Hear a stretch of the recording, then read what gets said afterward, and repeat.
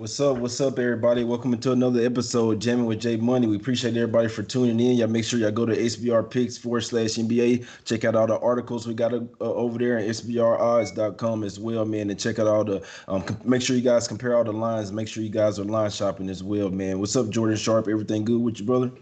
Yeah, actually, pretty good day yesterday. 2-1 on my plays. The biggest one being on Utah and a little sprinkle on that money line, which obviously came through, which was probably the highlight of my day yesterday. I ended up jumping on a little bit of the Brooklyn first quarter action as well. That one was pretty crazy. They ended up, I think they didn't cover first half, they covered first quarter, and then they obviously got to cover full game there, only losing by one. So that was a good one, and then. I thought the Pelicans were done at halftime. I turned that game off, and lo and behold, I made the Orlando bettors like yourself, Jay, sweat a little bit there at the end. But that was a very small loss compared to the other two, so it's all right. I'm not complaining too much on that one. But overall, good day yesterday. But you definitely got the upper hand on that one, so didn't close too well. This guy here, man. What's up, Junior? Everything good with you, bro? Yeah, man, just ready to get to the real games. These games today, everyone's closing it out, trying to get ready for the playoffs. We had a de facto playoff game last night where the Blazers tried to piss away their chances and had to come back against the Nets, which really got me excited for what's about to come. I can't wait to see Memphis against Portland first round. I kind of feel like we already know what's going to happen, but it's still going to be exciting to watch. And then the real deal starts on Monday, man. It's ready to make some big bets, so let's get to it. Got you. Let's get to it, man. Yeah, hey, I'm getting. I don't give a damn what kind of game it is. I'm finding the edge and I'm gambling, man. So even though these little scrimmage games, it's still teams sitting players out. You really can find the edge. You look at the bench players. I mean, you can find some nice cheddar. I mean, you look at the Kings yesterday. I mean, I did hop on that one live, but just before the game, we should have looked at that one, seeing that the LeBron's resting at half. He's only playing the first half. Danny Green. I mean, they're pretty much tipping the cap to you. In my opinion, this is where you can really make some of the. I'm not gonna say easy money, but really tipping their hand. I mean, like the Wizards yesterday. I'm not gonna say it was easy, but I mean, damn, man, I was all over the Wizards yesterday. First half, full game. They end up covering both of them, winning the full game as well. They end up covering their 96-90 there. Their game went way under as well. The Kings get the win over the Lakers there, 136, 122. Their game was pretty much over in the second quarter. The Lakers came out hot in the first quarter, but that second quarter, 36-16, man, the game was over from there. We knew that LeBron was sitting at the half. It just got ugly in the second half, man. The Kings, they wanted that one more, man. Little brother. So if you pay attention to things like that, you should have made some easy cash on that one. The Grizzlies yesterday, man, we knew it was a must-win for them. It almost looked like Budenholzer. So you know the coach for the Grizzlies is he used to be pretty much he's a disciple of Budenholzer or whatever. They used to be cool. He used to be on the same team. So it's like, damn, did he gift that to him or whatever? It looked like the Bucks just didn't even try in that one, in my opinion. But Grizzlies get the cash there, cover 3.5. Line open up at +3. They get the cash 119-106.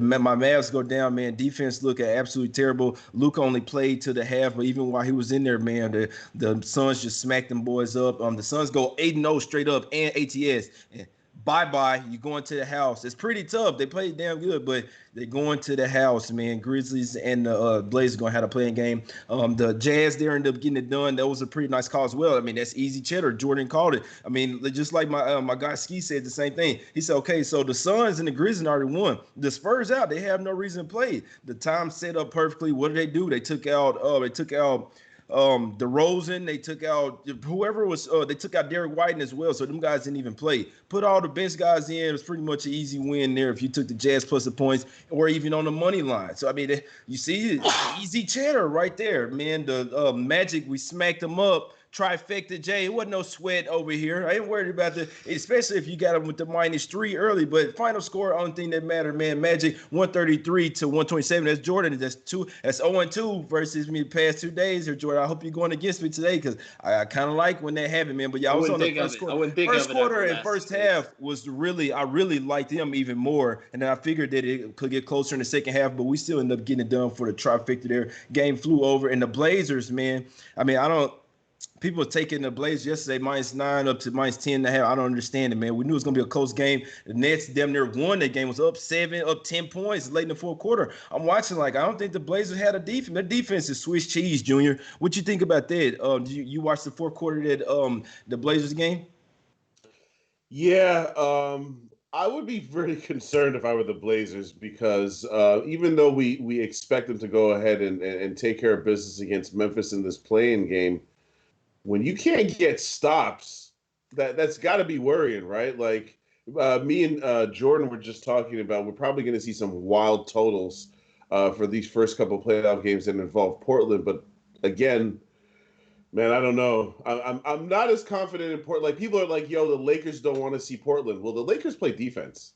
They ain't gonna be able to stop Dame, but the Lakers play defense. Portland don't play no defense. So I would be definitely concerned if I was a fan of Portland's for sure.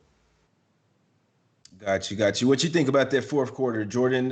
What you think about that? I think if they double team them, the Blazers look a lot different. They just pretty much take. I know they was trying to come back, but they just taking all threes. Them shots ain't falling. Blazers like a totally different team. We saw it last night with the Nets. What you think about that, Jordan? Yeah, and another thing I think, I mean the first off, Damian Lillard's on another planet right now. He's the hottest player in the world, and I mean, I even in that third quarter, you kind of got the feeling like Portland's still going to have a run in them, and they absolutely did. And so, I mean, I don't think you can discount a player like that. And I mean, Junior and I were talking before the show, like, are you taking Steph Curry? Or are you taking Dame Lillard right now? Really, the only argument for Steph Curry at this point is his championships, because just laterally, they're probably equal players right now with the way that Dame's been locked in this bubble right now. But I think the thing you're going to have to look for not only is the defense from Portland here in these play-in games against Memphis, or if they do dispatch Memphis on Saturday, then moving on to the Lakers. Not only the defense here, but if the Lakers just stop everybody else, Dame can continue to go for 50 points a game. They're going to lose pretty easily to a Lakers team, though, that can stop everybody else pretty handily. That would be the one thing I'd worry about. They got to find – I mean, like, McCollum can do it. He's obviously there. They're going to have to find – I mean, Carmelo, Nurkic, all these guys are going to have to be in that 15 to 20-point range every single night if they're going to have even a chance here beyond Saturday or Sunday. So, I mean, it's not only the defense, it's they got to have – if they're not going to play any defense, they're going to have very, very, very consistent third and fourth scoring options. Yeah, and Gary Trent Jr. as well is going to have 20 points every night off the bench. They need him. Too, yep. He's one of them players that he's off the bench, but they have to have him starting in crunch time. And the Blazers don't have a bench, man. I'm telling you guys, they have to play their starters balls to the wall. That's why I'm like, I got to take the points here. The way they've been having to win and the way they've been having to push it, you see, they damn near lost again. Boys run out of gas, man. Taking the points tomorrow, man. I'm telling you that right now. But hey, we talk about it. We'll talk about it. But yeah, I wouldn't be surprised, man. I wouldn't be surprised. See, them boys might even lose that first one tomorrow, man. The boys' defense is Swiss cheese. I'm talking about. I'm watching. Them boys can't stop a nosebleed. You double team Dame I'm picking him up from the other end of the floor. I'm picking him up at the other free throw line. We double team your ass at halftime. You're gonna have to pull up from the half court line. That's what every single time. That's what I'm doing. I'm locking that boy up. But hey, anything can happen. We know that the Grizzlies, they missed some key players as well, so it's gonna be a nice little matchup. We'll definitely get into that tomorrow, man. But real quick, we got a few extra minutes. It's only 4 games, so we're gonna get to it real quick. I gotta ask Junior about this. I know he got some stuff to say about it. What you think? The Bulls coach get fired? We all knew this was gonna happen. Jim Boylan get fired, or whatever. And who you think possibly could be a good fit for him, Junior? I don't know who could be a good fit for him, but what took so long? What took them so long to come to the conclusion that this dude did not know what he was doing? We've been saying this since October, so the Bulls really need to get focused because they do have some pretty decent young talent. They need to spend their money a little bit wiser. Like the Otto Porter contract is looking a little bit ridiculous, but they got some pretty good young players. Actually, realistically, although they don't have a young star, they have like at least a good 5 young, decent players that can become productive NBA players. Zach Levine, it depends on your opinion. Some people think he has star potential. I'm not going to say it. I'm going to say he's an offensive star, but he needs to start, giving a shit about defense before he can really, move to the next level as a player. So hopefully a coaching change inspires him because he clearly hated Boylan. You've seen some of his quotes, during the season. I think this is just an upward move for Chicago. They can only get better from here, I think, which is not going to take much, obviously. Got you. What you think about that? What you think about them firing Boylan, Jordan, and who you think could be a good coach for him? I mean, the Chicago Bulls, I mean, it was long overdue. It was another bad coaching hire. The Bulls have had a string of them since getting rid of Tom Thibodeau, and just nothing has worked out the way they planned it to. And now that they have new leadership, I think that things will hopefully start to change for the Chicago Bulls. But the problem is, like, the coach is just the first problem. I think Adrian Griffith would be a good an option for them. Just hit to start, but I also think that they have a lot of rebuilding to do because, like you guys said, Zach LaVine's not the option that's going to get you through a playoff run as the number one option. He's a good player. He's an excellent scorer. Can't be the number one option on a playoff team. It's just not going to happen. I do think the Bulls have some young pieces. I do think they've actually drafted pretty well over the last couple of years, so I don't think it's a complete rebuild, but they are at least 2 to 3 years away from actually being, I think, a competitive basketball team again. They're not as in bad shape as like the teams like the Pistons or like that in their division. But man, I think the new leadership in the front office is going to help them tremendously. But I hope that they make a good coaching hire because, like I said, man, they've had swings and misses for like at least the last 3, I think, coaches since Tibbs, and it's just sad to watch because they're just such a storied franchise and have the money to kind of, contend. Whereas like, it's not like one of these small market teams that are floundering. It's actually like a prize NBA franchise that it's just been, I mean, for better, for worse, for bad luck or whatever, but just have been given a pretty crappy hand, mostly thanks to their leadership over the last 5 to 10 years. Hey, Jay, can I say something real quick? Yeah, go ahead. And this is not to argue. Everybody in the chat has their opinion, just like we all have our own opinion. Someone in the chat just said Zach LaVine is a star. Let me tell you something, sir. If you've never won more than like 30 games in a season, how are you a star? This guy's been in the NBA for like 6 years. And I like Zach LaVine, so I'm not trying to disrespect him. But we can't be throwing around the word star just because you could get buckets. Now, there's a lot of guys out here that can get buckets. I could feel like if you disrespect, I could feel like maybe if they said superstar, Junior, but Zach LaVine is a star. Me personally, I think he's on the brink of a superstar. He's just he's not a good team. We see him comebacks, game-winning shots, all that. They're like Jordan, 40-point games, all that. So, it's just really, I guess it's really just an opinion, but I believe that he's definitely the star of their team. He's the best player on their team by far, in my opinion. I believe he's a star. I mean, you see him win the dunk contest and shit when he was with the Timberwolves. I see him on the rise. When he went to the Bulls and then everybody else kind of left, I mean, you see him kind of take over some games. Zach LaVine is a baller. I had to give him his credit. You know what I'm saying? I would say superstar, but I could definitely say, I had to say a star. But let's go ahead. Do you think Zach LaVine's a top 50 player in the league? Top 50. Because I think that's the star threshold for me. Superstar is like, that top 10. I'd have to get the list going. It's tough. He's close. I wouldn't say it's like. I wouldn't say it's like he might be like 49, 50 or something, but I think so. Yeah, he's right there. I think it's a good discussion, but I'd have to list it. But I think I would put him in there because my guy is a baller. I mean, I'm talking about shooting 1,000 shots with his dad ever since he was younger. The boy won at the NBA. It was guys like that trained hard for it their whole life. Them boys are true ballers. Trust them game-winning shots, shit like from when he took care of me versus the Hornets that day. He practiced on that stuff, man. I'm a fan. The boy he's made me a fan. Let's get to today's slate. Just 4 games today, man. We had a bunch of injury news come out today. Denver was sitting at +4. I know all morning this was pretty crazy. The Raptors open -2 down to -1. Then I saw it go up to 3.5. They were taking money touched even 4. Then you get Ibaka down for Ibaka, OG Anunoby, Van Fleet, and Lowry are definitely in this game. Siakam hadn't seen anything for the Nuggets here. Probably if they don't rest Jokic and Millsap and Murray, then they'll probably just play them the first half, and then the benches. It'll be pretty much the battle of the benches here. What you think in this one, Junior?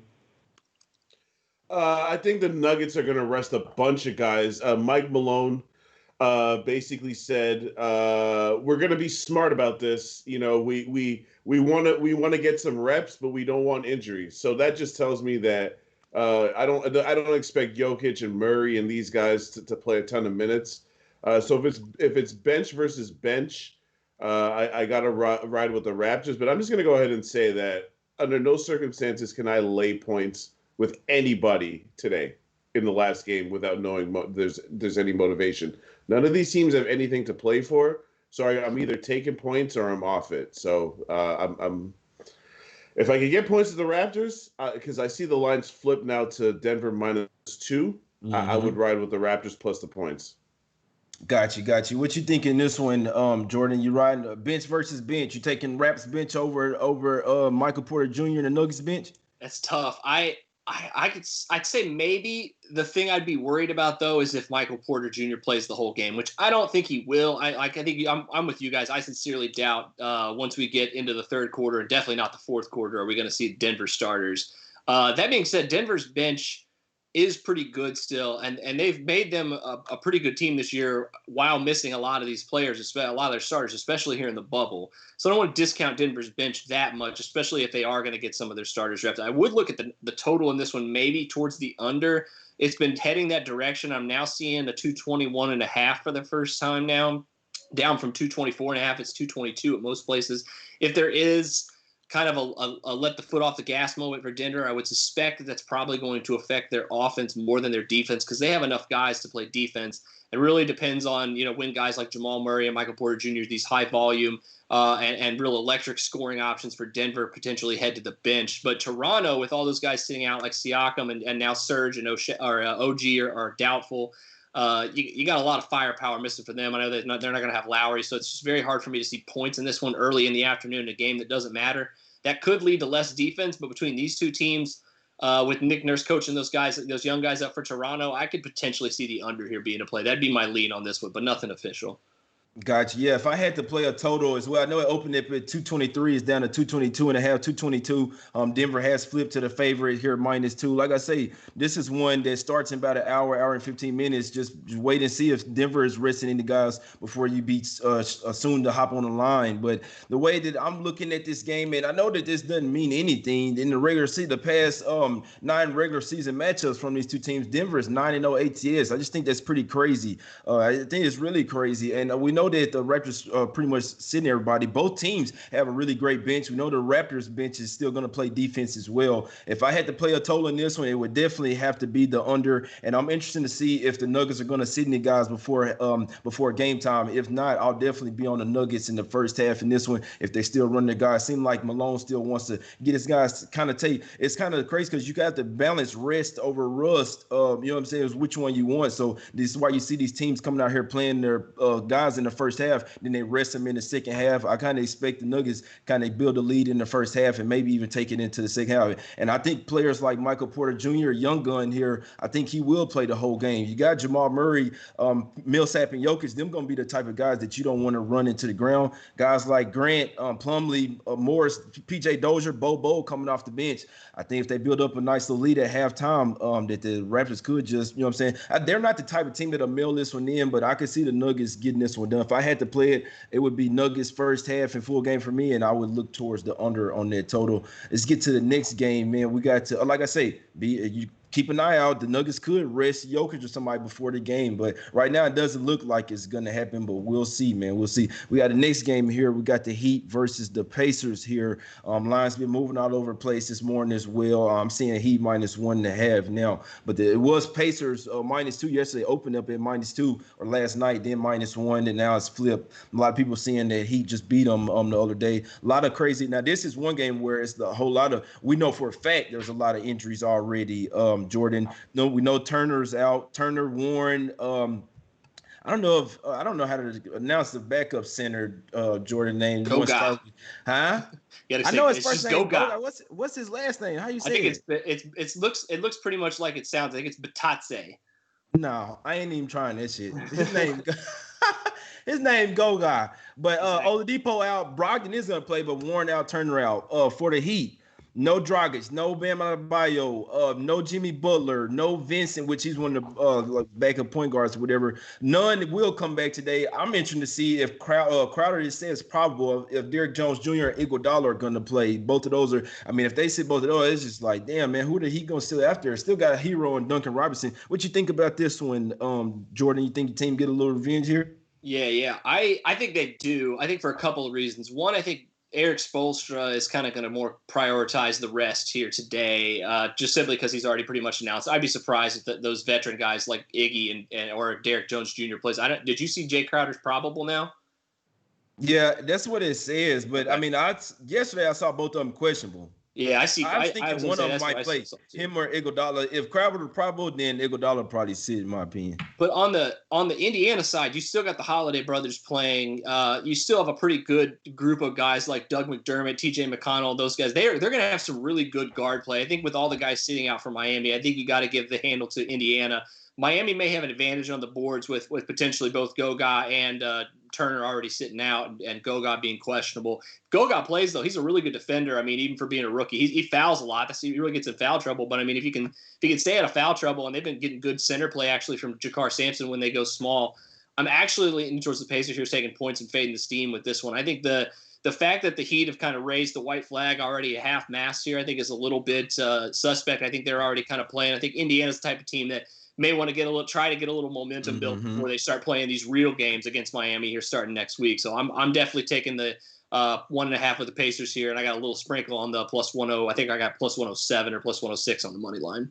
That's exactly what I was thinking about it. They want to get a little win over that they getting their ass whooped by them all year. You want to get at least a win over shoulder, see, at least for self-esteem wise, so you can say we can at least beat this team. You know what I'm saying? What you think about that, Junior? Yeah, I lean Pacers. If it wasn't for the fact that Miami has whooped their ass every time they played them this year, I probably would have it in my pocket. But there's just too many people out in this game. I don't think Jay Crowder is going to play. I saw the injury that he suffered in the last game when he banged knees with Luguentz Dort. That looked pretty bad. He only played like 8 minutes in that game, and Luguentz Dort didn't come back in that game. Yeah. And he's ruled out for this game. So that injury is probably a little worse than we think. I don't see why you would risk playing Crowder in this situation. Iguodala's getting up there in age. Why risk? I'm just saying. You see how Iggy looks? Like it's crazy. Iggy looks he looked like he aged 10 years in the last like 18 months. They don't even be trying to dye their hair black no more, bro. Yeah, nothing.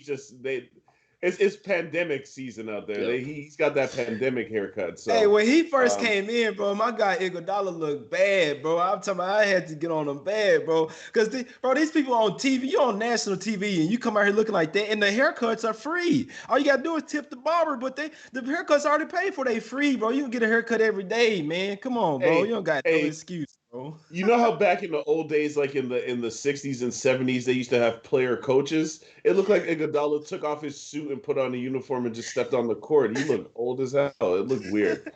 But yeah, in this game, I'm off this game, but I lean Pacers because the Pacers are just trying to they're probably going to get more of their guys in. I think Miami's going to rest at least out of their top 8, they're going to probably rest like 6 of them guys. Got you. This is hilarious to me. So yeah, man, I'm leaning the Pacers here, man. I was thinking all night that I want to take them. I knew money was gonna come on the Heat. I need to see a little bit more of these injuries, man. Y'all know I wait till the last minute and see, you know what I'm saying, some of these injuries, and you can hit them real quick before, you know what I'm saying, before it happens. But and we know that none come back. He's probably gonna be a little rusty. Scary that we know that Tyler Hero's still gonna be in the game. Scary that Duncan Robinson's still gonna be in the game, and Kelly Olynyk. My thing with the Pacers, reason why I hadn't put anything in my pocket, I need to see if Goga in there is first, because without him, I mean, you pretty much don't even have a center. I mean, you got TJ Leaf still, but if Goga's out, then you only have Leaf out there, and you ain't gonna have no other pretty much size, and that just scares me. But what I'm hoping for the Heat is that Crowder out, Derrick Jones Jr. and Iguodala out is, you know what I'm saying, rest with everybody else already. So if that's the case, then I'm definitely going to be on the Pacers, which, like Jordan said, the Holiday brothers, which Justin Holiday be kind of bullcrapping sometimes, but Malcolm Brogdon back in there. We got Sampson. We need Goga. If he, as long as he's good, and then I like that TJ McConnell, you know what I'm saying, the McDermott, Sumner off the bench. I like that combo. I'll take them with a little revenge game. I'm going to tell y'all something. Everybody's going to look at this game and say, oh, the Heat just bust their ass, and it's going to be Heat easy right here. So it's not always this. It could happen, but it's not always that simple, and I kind of like to fade stuff like that. I like the Pacers today, man. I hadn't put it in my pocket, though, waiting on one key injury.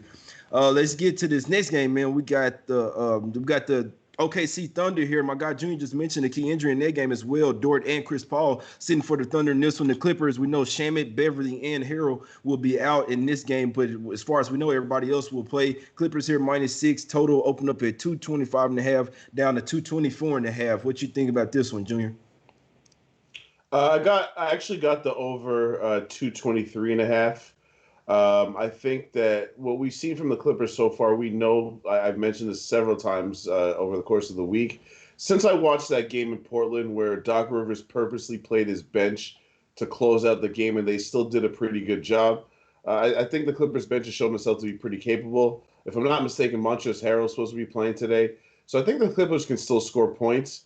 And he's not playing, you say? Yes, he's No, shaking your head. I thought he was. The Clippers said they want to go full go today a couple of days ago. That's what I heard too. When I took him in the last game, he said Doc Rivers said that he wants to get one game with everybody playing, hopefully on Friday. But it looks like that they're not going to play. That Harold won't. That he's not. I guess all the way good yet, and Beverly and Jammin will sit out. But still, the Clippers got a squad even without those three.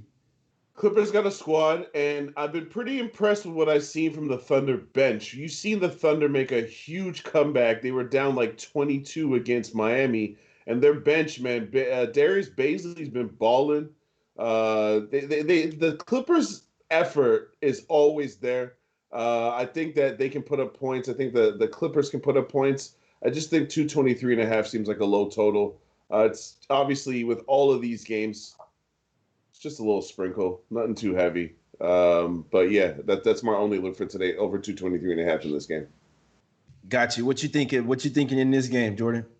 I think if I had to play on this one, I'd probably do it live, just because I want to kind of see what both teams look like, if they're engaged early on or if they're not. I think that's probably going to be a better indicator than anything I could say here pregame, just with both of these teams without much to play for. I do kind of like that look from Junior. It does seem like the total's been inching up that way, just because, like you guys said, it does seem like for most part of the guys that have already been ruled out, looks like everybody else is going to play.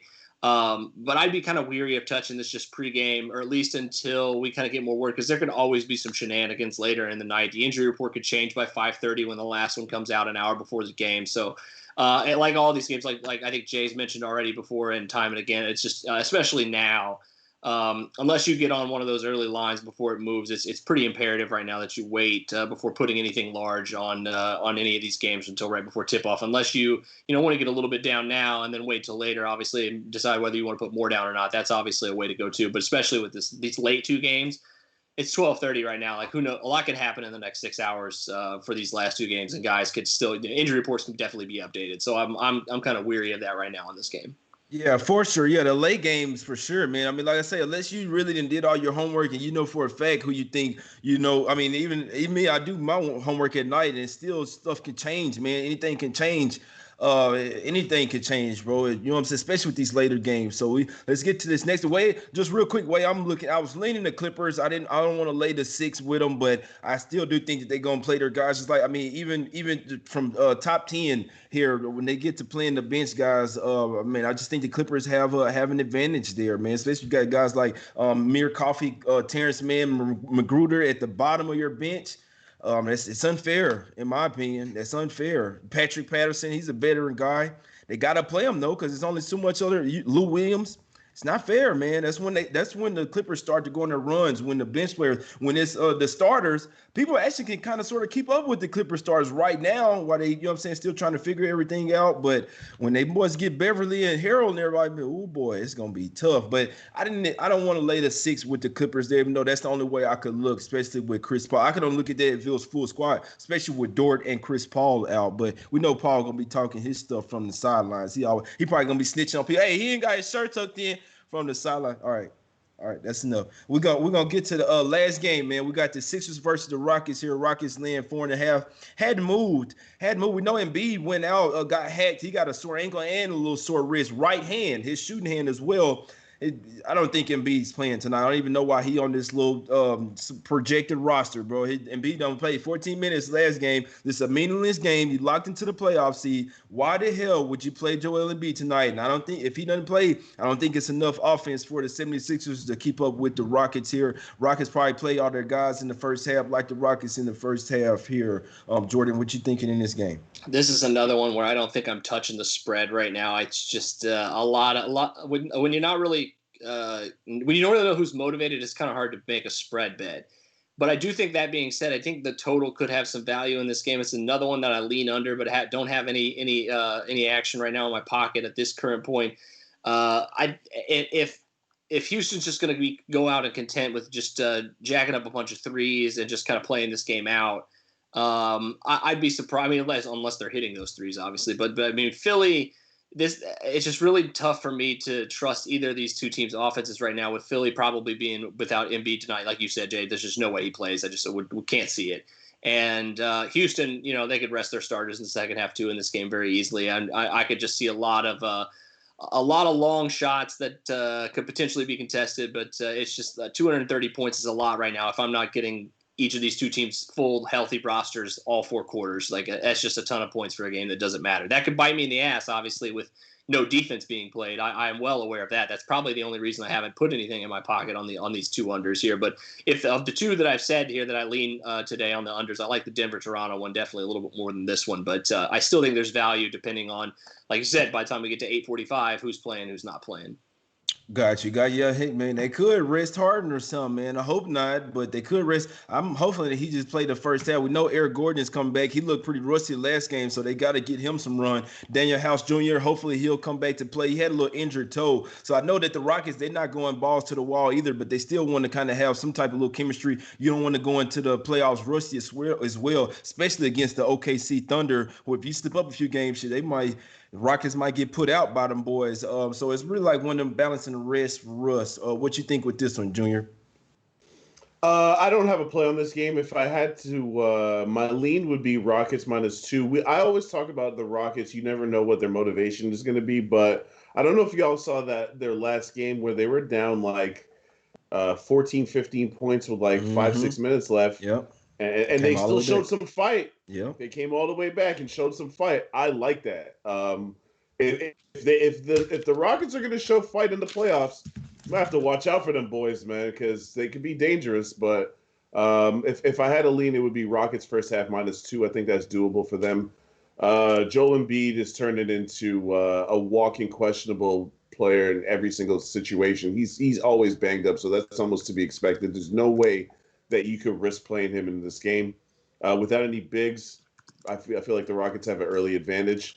They'll probably mail it in the second half, but that's just a lean. Rockets first half -2 if I had to play this game. Got you. Yeah, ain't no damn lane for me. I'm on this shit. That's the article play. That's the article play today, Junior. And I'm glad that you said that. It was down 14 with 5:05 to go. Boys came all the way back to within 2. But, I mean, they didn't get done, but they showed fight. They could have easily gave up. Nah, bro. We ain't don't give up, man. I didn't want to smack the Sixers. And like I said, it ain't a whole lot of motivation, but Sixers coming off 3 straight losses, Rockets coming off 2 straight losses. But even though this is, I ain't gonna say preseason, this is last little games of the regular season, still kind of preseason, you still can kind of have a letdown. The boys had a huge game versus the Raptors. What do? They pissed it all away in the fourth quarter and end up taking the loss after they had to win. You know what I'm saying? They pissed it all away. That's a prime for even if it is with the win a game or loss in that fashion, they played their freaking hearts out. They played like it was their Super Bowl, and I think it's a letdown, man. And Brett Brown, terrible coach, man. I'm taking D'Antoni over him. I'm taking Harden. Hopefully, I don't see Harden. I like the Rockets in the first half, man, and I like them full game too. I think the Sixers got have the offense to keep up with the Rockets. Man, boys gonna be draining threes from everywhere. I like the Rockets. After this Nuggets game, I'm taking off the blue and I'm putting on the red. And I don't even wear red, but I'm gonna have it on tonight. So hopefully I don't have no key injuries. But I'm on the Rockets. That's the arc of play. I'm about to post in a little bit, man. The first half, and I'm gonna take them on the full game as well, man. So we're gonna try to get some cash today. Junior, I know you only had one play. Junior, you better come ready tomorrow, bro. I know you say you ready for the playoffs. It qualifies tomorrow, bro. You better be ready. What you got for me today? Just got the over in this Clippers OKC game. I just think that both benches have been pretty impressive. Both teams play hard. 223.5 seems like a low number. Again, just like all these seeding games, just a little sprinkle until the real deal tomorrow. Yo, we doing the show tomorrow, Jay? Yeah. Me, you, and Teddy, my guy. We got a game. We got to come on, my brother.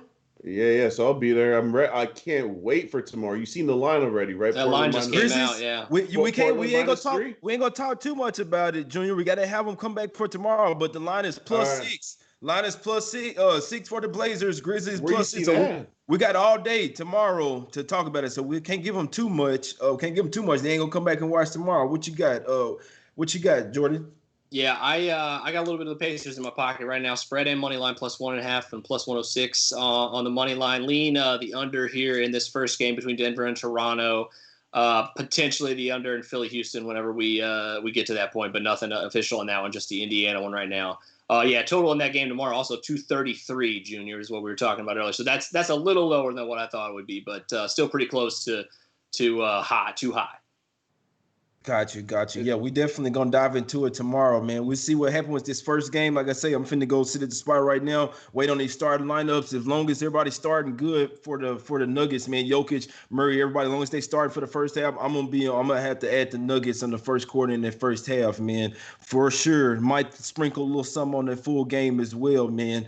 We talk about waving the white flag. I think that might be one for this one for the Raptors. I think the same way for the Heat, kind of waving the white flag. Don't really care about this game as long as all it takes is for one team to care just a little bit more about the game than the other, and we find value, and we might find some easy cash, man. Like the Nuggets early, like them Pacers with my guy Jordan, a little revenge game, Jay there. I was finna make the article play on that one, but it was too many injuries yet. I don't know yet. And I like the Rockets, man. The first half, this article play, and I wouldn't talk anybody at the full game as well. Let's smack them damn Sixers up tonight, man. They don't have nothing for us. Let's get the cash from them bookies, man. We appreciate y'all for tuning in to Gym with Jay Money. We're gonna holler at y'all tomorrow.